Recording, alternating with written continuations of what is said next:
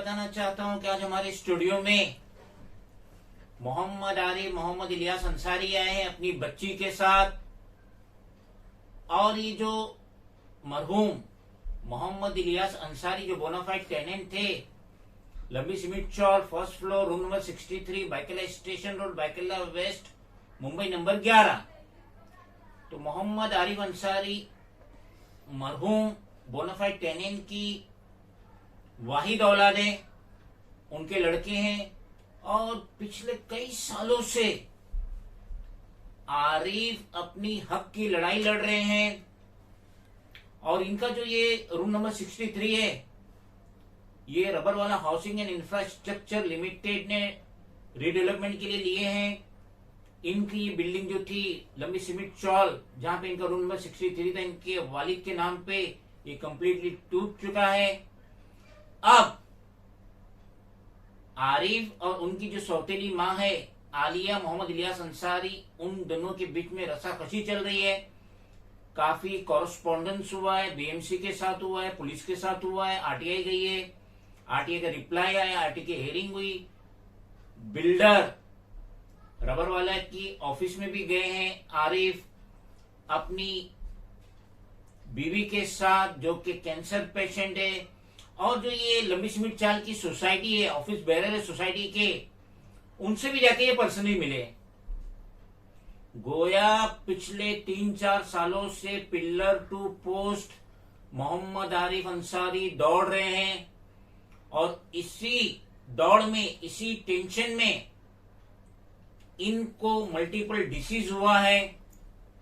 अल्लाह ताला ने इन्हें एक नया जीवन दिया है। जो हमारे साथ बैठे हैं, आरिफ हकायक बताना चाहते हैं कि इन 3-4 सालों में किस किस लोगों ने इन्हें हैरेस किया है, चाहे वो स्टेट डिपार्टमेंट है, ईवॉर्ड म्युनिसिपल ऑफिस का, चाहे रबर वाला हाउसिंग एंड इंफ्रास्ट्रक्चर लिमिटेड जो बिल्डर डेवलपर है वो रहे, या के ऑफिस बेरर जो लंबी सीमेंट चौल के वो रहेगी। ये डिटेल में बताना चाहते हैं आरिफ कि किस तरीके से इनके साथ नाइंसाफी हो रही है। ना इन्हें रेंटल चेक दिया गया है रूम नंबर 63 के अवज में। मजीद क्या जानकारी है आरिफ विवर्स को इन डिटेल्स में बताएंगे। मिस्टर आरिफ, आप सबसे पहले तो ये बताइए कि ई वार्ड म्युनिसिपल ऑफिस जो कि आपकी लंबी सीमेंट चौल के लैंडलॉर्ड है, ये स्टेट प्रॉपर्टी है और एडमिनिस्ट्रेटिव ऑफिसर स्टेट वो इसका करता धरता है। तो जब ये आपकी और आपकी सौतेली माँ आलिया मोहम्मद इलियास अंसारी के बीच में रसाकशी चली रूम नंबर 63 के मुतालिक, तो वहां पे क्या आपको सपोर्ट मिला, क्या आपको हेरेसमेंट मिला E ward municipal office, administrative officer, state department से? जरा व्यूअर्स को खुल के डिटेल में बताइए। सबसे पहले तो मैं फॉरेन की न्यूज का शुक्रिया अदा करना चाहता हूँ कि आपने मुझे इधर स्टूडियो में बुलाया और मैं इनके माध्यम से, फॉरेन के न्यूज के माध्यम से, मैं खास करके दुनिया को तो बताना चाहता हूँ, साथ में इकबाल सिंह चहल को भी बताना चाहता हूँ जो म्युनिसिपल हमारे कमिश्नर है, म्युनिसिपल कमिश्नर है, कि वो क्या सो रहे हैं कि क्या हो रहा है। कभी वार्ड का दौरा करें या बीएमसी का, उनके पीछे क्या हो रहा है। मैं आज आपको नहीं आप न्यूज हासिल कर सकते हो, तो मैं आपको बताना चाहता हूँ कि आपकी नाक के नीचे से, म्युनिसिपल कमिश्नर की नाक के नीचे से एकदम बेधड़ाके से पैसा मांगते हैं। छोटा काम हो तो 5 से 10 हजार रुपया लाओ, बड़ा काम है 50 हजार से 1 लाख रुपया लाओ। और मुझे खुद ऑफर दिया गया, मैं 5 साल से टहल रहा हूँ, चक्कर काट रहा हूँ, मैं हैंडीकैप आदमी हूँ, मेरी वाइफ को कैंसर हो गया है, मैं चल फिर नहीं सकता ज्यादा, बड़ी मुसीबत से आया हूँ। उसके बाद भी ये चीज उनको सबको बताना चाहता हूँ। तो पहले तो सर का अपॉइंटमेंट लेटर वो अपॉइंटमेंट नहीं देते इनका कमिश्नर साहब से, और जाते हैं। तो मेरा बोलना खास करके मैं आज न्यूज इसमें इसलिए आया हूँ कि आप सुने और इस चीज को देखें कि जो गरीब, जो अमीर लोग हैं, उन लोग तो पैसे से काम करा सकते हैं या तो फिर अपनी पहचान से काम करा सकते हैं, लेकिन जो गरीब है वो आदमी किधर जाए। आज मैं अपनी गरीबी के खाली मैं उनके पास गया, मेरे फादर की जगह है, मुझे ना तो रेंटल मिल रहा है, ना भाड़ा मिल रहा है, ना कुछ मिल रहा है। मैं कहाँ जाऊं, मैं रेंट उस पे रहता हूँ, भाड़े पे रहता हूँ जगह पे। अब मैं भाड़ा भरूं कि क्या भरूं, मेरा आज 1 साल हो गया, मैं भाड़ा तक का नहीं भर पाया हूं, जो रूम धनी वो भी मुझे खाली करा रहा है। तो हम लोग गरीब लोग किस जगह जाए? अब वहां के जो ई वार्ड के ऑफिसर है जिनका नाम तांबे सर है, स्टेट डिपार्टमेंट के, वो उनसे मैंने बात किया, उनके पास भेजा गया, वो सीधा क्या बोलते हैं 1 लाख रुपया लाओ तुम्हारा काम करके देंगे। सर मैं 1 लाख रुपया लाऊं कहां से? मेरी आपसे एक गुहार है कि 1 लाख रुपया मैं लाऊं कितने से? मैं गरीब आदमी, मेरे पास खाने तक के पैसे नहीं है। आरिफ, एक तरीके से आप सोच लीजिए, आप कैमरे के सामने क्या कह रहे हैं। तांबे जो स्टेट डिपार्टमेंट ई वार्ड म्युनिसिपल ऑफिस में काम करता है, ये पब्लिक सर्वेंट है, बीएमसी का ऑफिसर है, उसने 1 लाख रुपए का ब्राइब मांगा, रिश्वत मांगा। सर ये मैंने अब आपको कम बताया है, अभी मैं बताता हूँ। मैं लंच जिस दिन हुआ था सर को भी आके बताया न्यूज चैनल में, दो मिनट में पहले चला गया। मैं वो हैंडीकैप आदमी खड़ा नहीं हो सकता, 2 मिनट पहले चला गया। तांबे सर ने मुझे उठा के खाने से फेंक दिया, खाना फेंक दिया। जबकि ये बात मैंने जाके जो WD और वार्ड ऑफिसर उनको जाके बताया कि आपके कलीग ने ये किया, तो कुछ नहीं बोले। फिर उसके बाद उन्होंने उनको बुलाया तांबे सर को और उनको बोला कि इनको परेशान कर रहा है, ऐसा कोई वो नहीं है कानूनी, आप इनको लेटर दो। तो क्या बोलता है, ठीक है सब कुछ ठीक वो है, मैं करके देता हूँ सुबह लेटर। और जब सुबह मैं गया सर, तो मेरे को क्या बोलता है, बोले उनकी मैं बात सुनने बैठा हूँ, ऐसा उसने मुझे बोला। यानी तांबे बोल रहा मैं कि असिस्टेंट कमिश्नर की बात नहीं बोलो सुनूंगा। टकला यादव यादव सर बोले क्या वो उनके लोग की बोले इतनी बड़ी कुर्सी पे मैं आया हूँ। और उसको ये बात मैंने राखी यादव सर को भी बोला, सामने बैठे थे तांबे सर। मैं बोला देखो सर आपको इस कुर्सी पे मैंने ये बोला, एक बार चैनल सर को ये बताना चाहता हूँ कि आपके जो ऑफिसर लोग हैं उनकी ये इज्जत है कि आपके नीचे जो कलीग काम करते हैं वो इनको गाली देते हैं। सामने में अब बोला, मैं बोला तांबे सर, मैं बोला ये देखो ये वार्ड ऑफिसर को कि देखो तांबे सर आपको गाली दे रहे हैं, तो क्या कुछ नहीं बोल सकते उनको? वो भी ऐसा सर क्या खजवार है, बोले दे ना क्या मेरा क्या करेंगे वो? मैं मिला हूँ असिस्टेंट कमिश्नर से, मैं एक टाइम पे मिला हूँ, अच्छे आदमी है। मगर ये तांबे अपने आप को क्या समझ रहा है कि ये बीएमसी का ये सर तानाशाही है। फिर उसके बाद की बात आपको बताता हूँ। फिर मुझे 1 लाख रुपया मांगा गया, खाना फेंक के मारा गया। उसके बाद मैंने सब बोला सर मेरा कर दो, मेरे आंख से आंसू निकल गया। मेरी वाइफ खड़ी है कैंसर पेशेंट, उसके बाद आप लोग मुझे मार रहे हो? ये कोई नहीं देख रहा है? ये क्या इंसाफ है सर का कि किसी गरीब को कोई वो नहीं है? उसके बाद सर मैं हेड ऑफिस गया, बीएमसी। यहां तक के तांबे ने मेरे को ऑफिसर लोगों से भी मिलाया, बोला इनको पैसा देना, इनको पैसा देना, इनको पैसा देना है। मैं बोला सर मैं सब दूंगा, मैं ये नहीं बोला कि पैसा नहीं दूंगा सर। ये आप सुन लो कि मैं कोई किसी को वो नहीं लेके बैठा कि भ्रष्टाचार का, लेकिन मैंने बोला सर मैं दे सकता हूं लेकिन अभी नहीं दूंगा, जब मेरी प्रॉपर्टी बिकेगी मैं आपको उसमें से आप इतना बोले मैं इतना दूंगा। वो बोलता नहीं पहले पैसा, तब जाके कोई बात होगी, नहीं तो नहीं होगी। यानी इकबाल सिंह चहल को जो म्युनिसिपल कमिश्नर है, अब उनको ई वार्ड के जो स्टेट डिपार्टमेंट के ऑफिसर उनकी सैलरी बढ़ाना चाहिए। अच्छा हेड ऑफिस उनको उनकी सैलरी पूरी नहीं पड़ी, जिसकी वजह से आरिफ जैसे लोगों से वो खुले तौर पे रिश्वत का ब्राइब का तकाजा कर रहे 1 लाख रुपए की शक्ल में। मिस्टर आरिफ, अभी आपकी जो बातें सुने वो भी कैमरे के सामने, तो मुझे पूरा यकीन है कि व्यूअर्स का रुझान अब बड़ा होगा कि अब मजीद बताइए कि ये रिश्वतखोरों ने हेड ऑफिस में आपसे क्या तकाजा किए। सर मैं इसके बारे में आपको क्या बताऊं? मैं जब ये लोग मुझे तकाजा किए पैसे के लिए, मेरे पास तो था नहीं। मैं चला गया हेड ऑफिस, नाम सुनता था बड़ा हेड ऑफिस का, गया वहां पे लाइन लगाया। सुबह दिन में 11, साढ़े 11, 12 बजे करीब गया तो मेरा नंबर 6:30 बजे करीब आया। पहले तो ले नहीं रहे थे लेकिन लिए। और सर का भी नाम बता देता हूँ आपको, प्रशांत गायकवाड़ नाम है सर का, प्रशांत गायकवाड़ जो हाँ वो मिले, वही थे हेड ऑफिस। कितने फ्लोर पे? 4th फ्लोर पे। अच्छा, वो असिस्टेंट कमिश्नर स्टेट उसकी ऑफिस है बीएमसी हेड ऑफिस में 4th फ्लोर पे, महानगर पालिका मार्ग, अपोजिट आजाद मैदान, मुंबई नंबर 1। तो क्या बोला इसने देखा सब पेपर ऊपर पढ़ा तो बोला ये आपके साथ फेक हुआ है, बीएमसी ने सब आपके साथ गलत किया हुआ है। फिर उन्होंने एक ऑफिसर को और बुलाया, बोला ये सब अपने कानून में किधर है?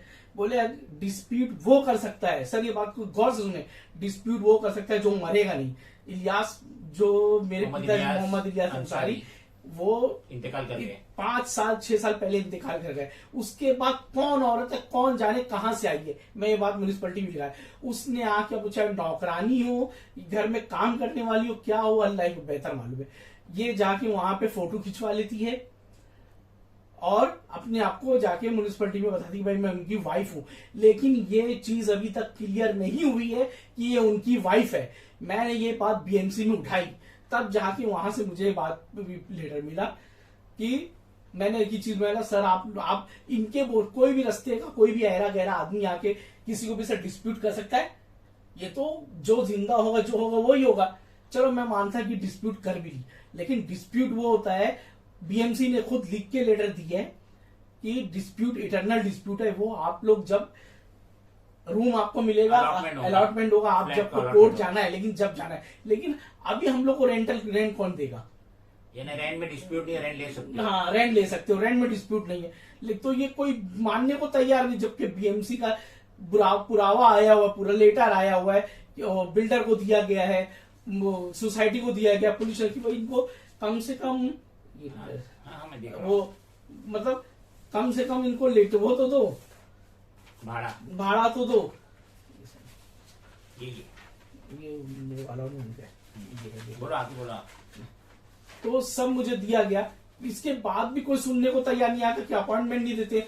और मैं तो सर जो है वो जो बड़े गायकवाड़ सर है, उन्होंने देख के सब बताया। फिर हाँ, उन्होंने उन लोगों को बुलाया, तांबे सर को, बोले ये सब क्या नाटक है।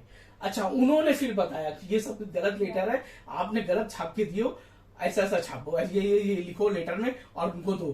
तब मैं फिर लेटर लेने के लिए बीएमसी गया, तो मेरे बोलते सबसे कुछ नहीं होने वाला है। तांबे बोलते हैं, हाँ, बोले सबसे कुछ नहीं होने वाला है।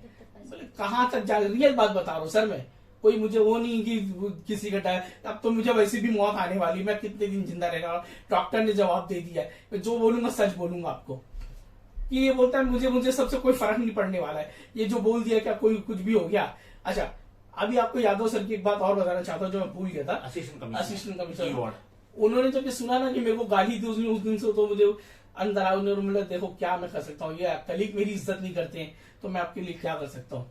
इतना उन्होंने कम से कम, मैं न्यूज में बता रहा हूँ सर को, सर ये चीज सुने, 4 से 6 बार उन्होंने बुलवाया उनको, तांबे को, लेकिन उसने एक बात नहीं सुना। इसका मतलब ये कि तांबे को यकीनन कोई पॉलिटिकल पार्टी का सपोर्ट है, जिसकी वजह से उसके कदम जमीन पे नहीं टिक रहे। मिस्टर आरिफ, जैसा कि सभी जानते हैं कि रबरवाला हाउसिंग एंड इंफ्रास्ट्रक्चर लिमिटेड, जिसके प्रमोटर से तबरेज शफी शेख और उनके भाई परवेज शफी शेख और हुमायूं शफी शेख, जिनकी office Rubberwala house opposite Agripada police station, doctor Anandrao Nair road, Agripada, Mumbai number 11 में वाक़। तो आरिफ, मैं आपसे पूछना चाहता हूं कि जब ये आपके डेवलपर है, बिल्डर है, ये डेवलप कर रहे लंबी सीमेंट चाल, जहाँ पे आपके मरहूम वालिद का रूम नंबर 63 था, तो कभी जिंदगी में आप रबरवाला हाउस गए और वहां पे ये जो बिल्डर है इनसे मिलने की कोशिश किए, या इनसे मिले, या इनसे अपनी विपदा सुनाए, या इनको कोई लेटर दिए? क्या रिस्पांस मिला? ये जो प्रमोटर्स है रबरवाला हाउसिंग एंड इंफ्रास्ट्रक्चर लिमिटेड, इन्होंने क्या आपको सहायता की, क्या आपकी मदद की, क्या आपकी इंसल्ट की, क्या की? जरा व्यूअर्स को डिटेल्स में बताइए, ताकि लोगों को भी पता चले कि रबरवाला हाउसिंग एंड इंफ्रास्ट्रक्चर लिमिटेड क्या चीज है, वो इंसानियत कितनी जानता है, और एक बोनोफाइड डिसीट टेनेंट, मरहूम टेनेंट मोहम्मद इलियास अंसारी के वाहिद लड़के या औलाद या लीगल हेयर्स के साथ क्या इंसाफ करते हैं। मैं मजीद और कुछ कहना चाहता हूं जो अभी बोल नहीं पाया। सबसे पहली बात भाई, आपको एक बात बताना चाहता हूं मैं आपको सर, कि मुझे जब मैं हेड ऑफिस गया तो मुझे भेजा गया रबर वाले के पास, और रबर वाले को फोन लगाया गया हेड ऑफिस से कि सर इनका क्या मामला है। तो उसने क्या बोला कि मैंने इनका सारा काम किया हुआ है, बोले कोई प्रॉब्लम नहीं, बोले तो उसने हेड ऑफिस जो प्रशांत गायकवाड़ सर थे उन्होंने फोन लगाया उसको, बोला ये जो रूम नंबर 63 से आए मोहम्मद आरिफ, मोहम्मद इनका मैटर क्या है। तो उन्होंने बोला नहीं, मैंने सब कुछ करके रखा हूँ इनका, क्या करे, कुछ चेक भी तो नहीं रखा, करे। बोले चेक रखा कहाँ हूँ, मिली चेक? ऐसा दिया हूँ, ऐसा किया हूँ। किधर चेक तो मिली? उन्होंने फोन काट दिया। फिर उन्होंने बोला सबका तो सब आपका हुआ है। तो मैं बोला ठीक है सर। बोले आप जाओ, आप ले लो। रबर वाले के हाँ, पास? रबर वाले पे मैं गया। अरे रबर वाले के पास गया तो अभी तक तो मिले ही नहीं। उनके जो, मैं खास करके रबर वाले सर को भी बताना चाहता हूँ कि आप ये ऐसा काम करें। इनके जो पीए हैं, मैं नाम लिख बताऊं, क्या नाम है? विशाल है। ये लोग कैसी बात करते, जो रास्ते के गुंडे मवाली, वो ऐसी बात नहीं करते। Oh my God. ऐसी ऐसी, अरे सर सुनिए ना, ऐसी मोटी मोटी चैन पहन के आते हैं, ऐसी गाली गलौज से बात करते। उस दिन तो मुझे ये लोग ने मार दिए होते अगर मैं अपाई जहाज हैंडीकैप नहीं होता। कौन मारता? विशाल विशाल, मारता? विशाल। ये उसके बाउंसर? ये विशाल और इनके बाउंसर लोग की मैं क्या बात करता हूँ, मेरी बच्ची की थी, ऐसे वो लोग बात करते हैं। मैं सर, मैं अपाइज हूँ, मेरी वाइफ है, कैंसर पेशेंट है, हम लोग उतनी दूर से हफ्ते में आ रहे हैं, हमारे पास पैसे नहीं आने जाने को। ये लोग गेट अंदर बैठाना तो छोड़ो, ऑफिस के सर, खास करके आप लोग सुनो, उसके बाद ये लोग हम लोग के साथ ऐसा सुलूक करते कि गवर्नमेंट हम लोग के साथ वैसा सुलूक ना करे। ये लोग हम लोग को बाहर बैठाते हैं, यानी रबर वाला हाउस जो रोड पे सर, रोड पे। मैं आपको जगह दिखाऊंगा, एंट्री नहीं है अंदर, कुत्ते की एंट्री है, तुम्हारी लोग की एंट्री नहीं है। यानी कंसल्ट लेने के पहले अरे तो सर, खुशामद। ये मेरी वाइफ नहीं बोली सर, कंसल्ट लेने के पहले आप लोग आते थे, कटोरा लेके आते थे, ये उम्र लकड़े वाले लोग, ये लोग, अरे आप दो, ऐसा दो, वैसा दो। अब आज मुझे मिले हुए 1 साल हो गया है। जब मैं गया हूं सर, आपको मैं बताता हूं, 1 हफ्ता पहले गया रबर वाले में, सर मुझे मिलना है। मुझे वहां से फोन आया हेड ऑफिस से और मिलने बोले वो जो चेक के बारे में।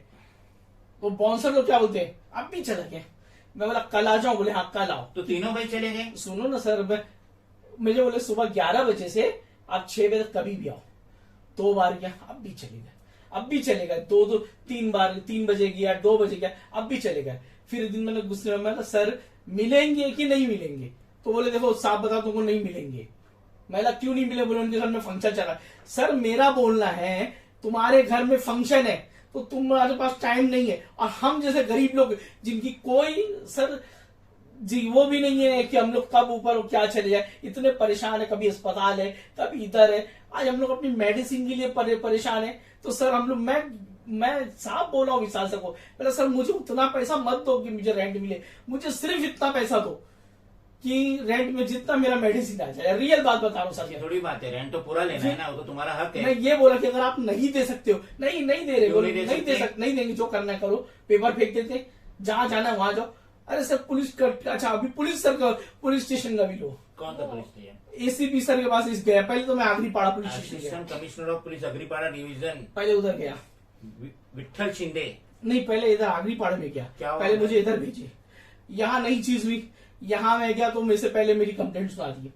वहां मुझे कंप्लेंट लिखने के बजाय ये एक बार चेहर भी सुन ले और पुलिस कमिश्नर जो पुलिस कमिश्नर साहब भी सुन ले।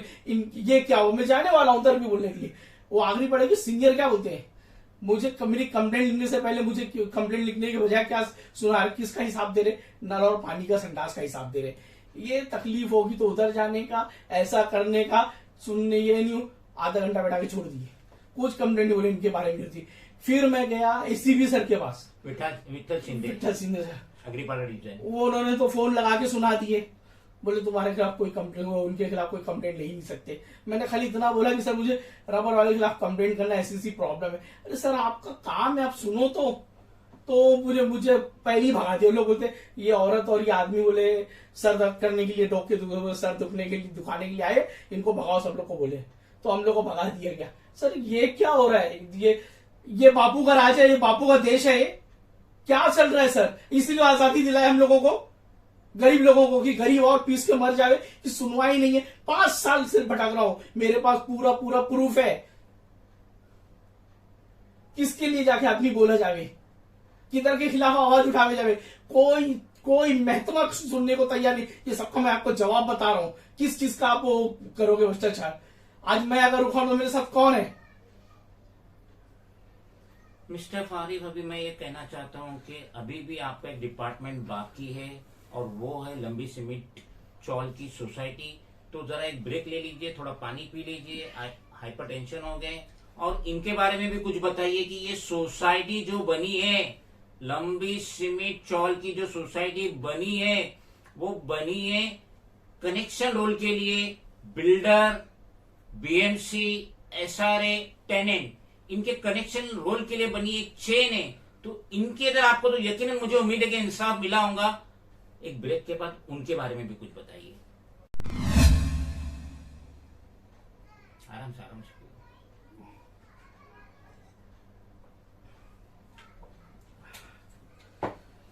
हाँ, तो हम बात कर रहे थे चौल की जो सोसाइटी है, ऑफिस बेरर है चौल के, उन्होंने कितना समर्थन किए, कितना सपोर्ट किए, रूम नंबर 63 के मुताबिक जरा व्यूअर्स को बताइए।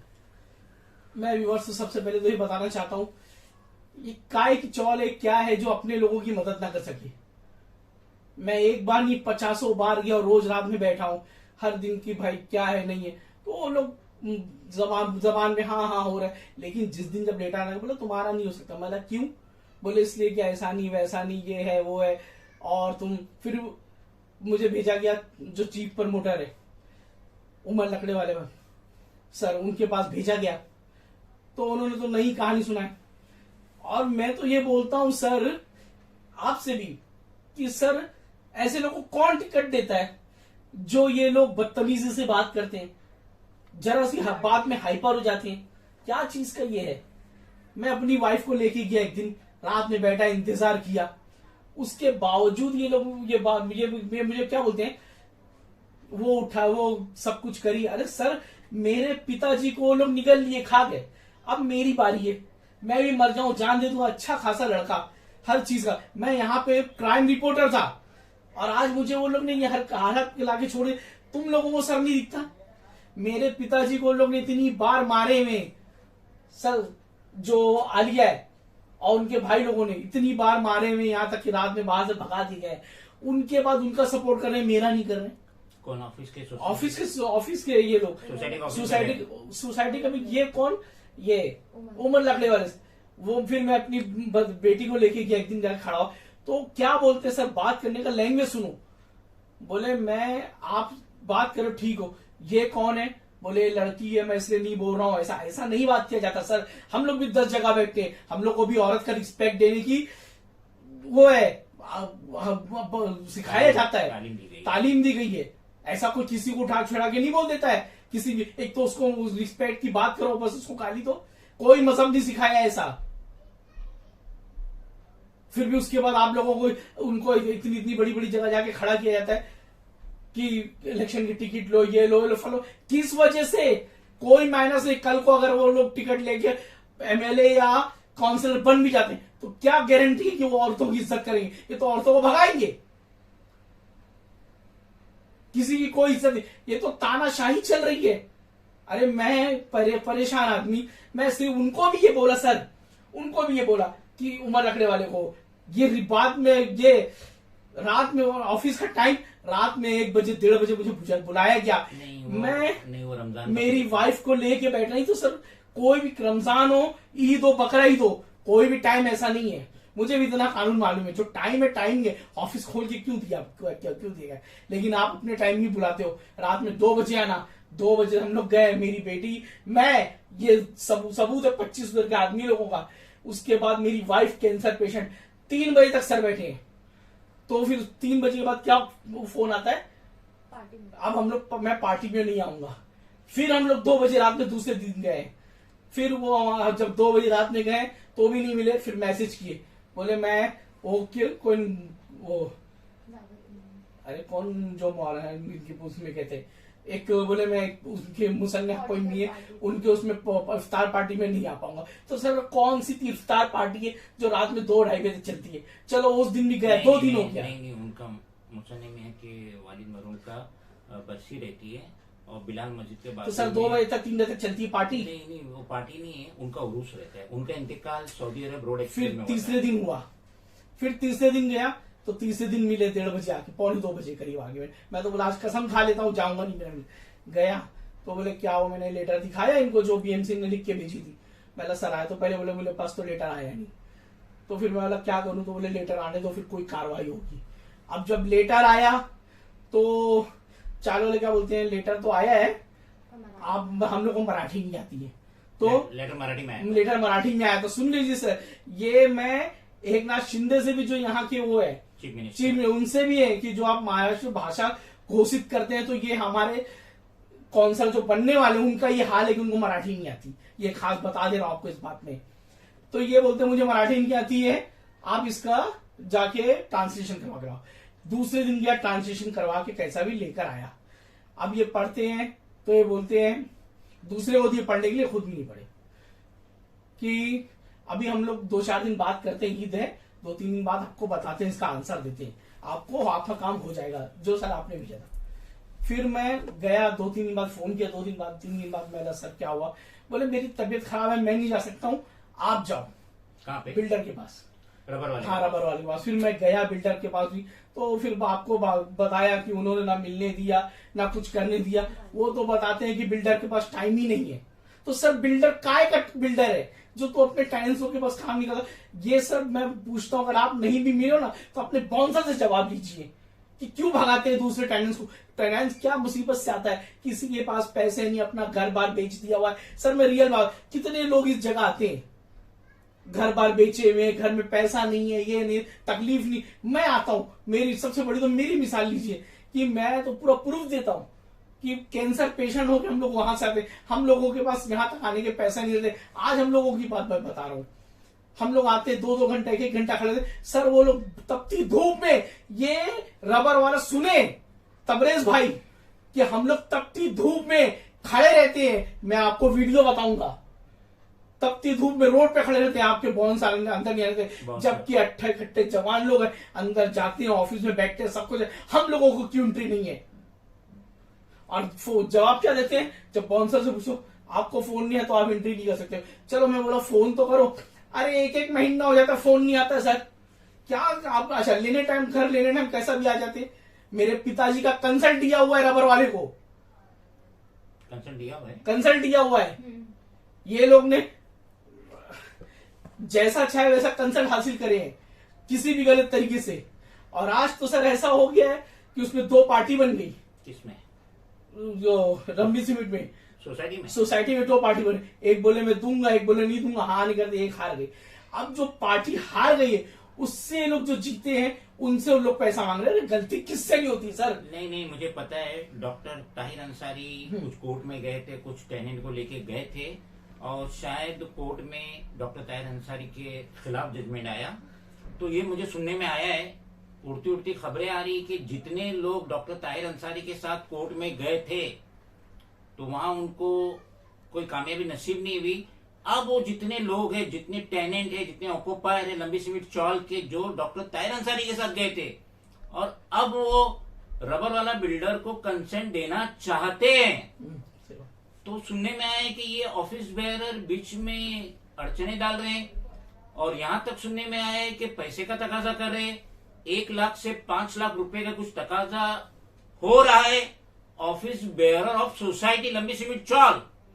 तो अब ये जानना जरूरी है कि क्या चैरिटी कमिश्नर में, जहां पे इनकी सोसाइटी रजिस्टर्ड है, लंबी सीमेंट चौल रजिस्टर्ड है, और इन्होंने जो बायलॉज जमा किए तो उसमें लिखा हुआ है कि जो टेनेंट पहले अगर कंसेंट नहीं दे रबर वाला बिल्डर को, और बाद में वो कंसेंट देने आ रहे हैं, तो उनसे 1 लाख से 5 लाख रुपया लिया जाएगा। और अगर इस बात में अगर सच्चाई है तो चैरिटी कमिश्नर महाराष्ट्र उसको इस सोसाइटी का रजिस्ट्रेशन फॉर्म कैंसिल करना चाहिए, और इस पे इन्वेस्टिगेशन भी करना चाहिए कि ये जो ऑफिस बेरर ऑफ सोसाइटी है लंबी सीमेंट चौल, इनको इस एक्सटॉर्शन के मैटर में रबर वाला बिल्डर का सपोर्ट हासिल है या नहीं।